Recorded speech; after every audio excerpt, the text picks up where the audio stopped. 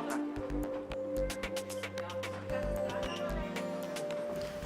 Dan. Dober dan. Naj pa zanima, kaj je folklora. Folklora je izraz vse slovenske, ki ga vsi poznajo, ki zajema staro ljudsko izročilo. Pod folkloro razumemo seveda različne običaje in navade naših dedkov, babic, pradetkov, prababic. Pod folkloro razumemo način življenja, pod folkloro razumemo seveda način prehranjevanja, obrti in pa v prvi vrsti, kar se danes največkrat sliši, ljudski ples. A takole so bili oblečeni tudi takrat? Razlikovali so se torej po kostumsko, oziroma včasih smo rekli noša, danes rečemo kostum. Razlika je bila od pokrajine, od vasi do vasi, torej vsaka vas oziroma vsaka pokrajina je imela eno posebno značilnost. Danes tukaj vidimo primorsko nošo iz okolice Trsta iz konca 19. stoletja. Plesalka Barbara ima na sebi obleko na životec. Na životec pomeni, da je krilo in zgornji del skupaj prišit.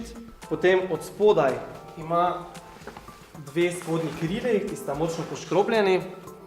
Pomeni, da sta poštirkani. Preko vsega si je seveda ženska nadela sivlen predpasnik, včasih vezen, včasih brez vezenine, naramno ruto, ki jo je skrbno čuvala, saj jo je kar nekaj časa potrebovala, da jo je takole zvezla, torej te vezenine.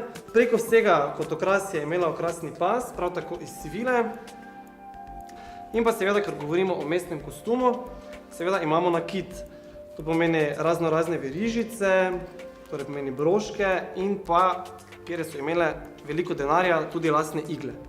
No, na tej strani pa vidimo tipično gorenjsko narodno nošo, ki pa se je poenotila tam okrog 1900, torej 1910 in je pomenila nekakšno slovenskost. Moški kostum je sestavljen iz visokih škornjev, ki so iz govejega ali svinjskega usnja, potem hlače, ilharce, ki so prav tako iz živalske kože, ponavadi so bile iz jelenje, žametni telovnik z vezenim cvetjem, ruta na franže, bela srajca s širokimi rokavi in pa klobuk. A se je težko obleči in potem v tem še plesati?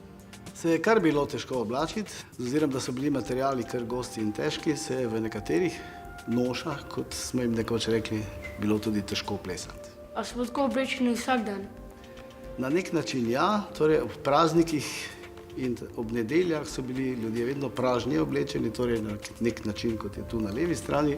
Kadar so pa delali, so bili pa seveda oblečeni popolnoma drugače, bolj skromno, predvsem pa zato, da so bili oblečeni v oblačila, ki jih ni bilo ravno škoda. Kako so bili pa oblečeni otroci?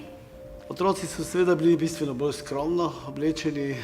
Oni niso bili ti, ki so hodili po praznikih okrog, pa niso bili ti, ki so karkoli delali, so bili bolj opazovalci.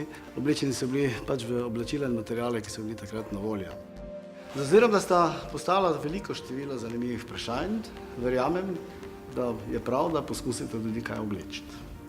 Okej.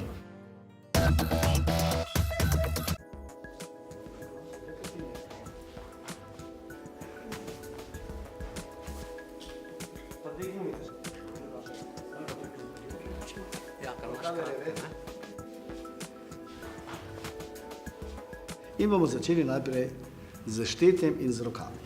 Plesati moramo tako, plesali bomo rašplo, kjer skočimo najprej naprej, z desno, pa nazaj, pa skupaj, pa narazen, pa skupaj. Probaj. Naprej, nazaj, skup, narazen, skup. No. Zdaj pa se primite za roko, levo, 3 in naprej, nazaj, skup, narazen, skup.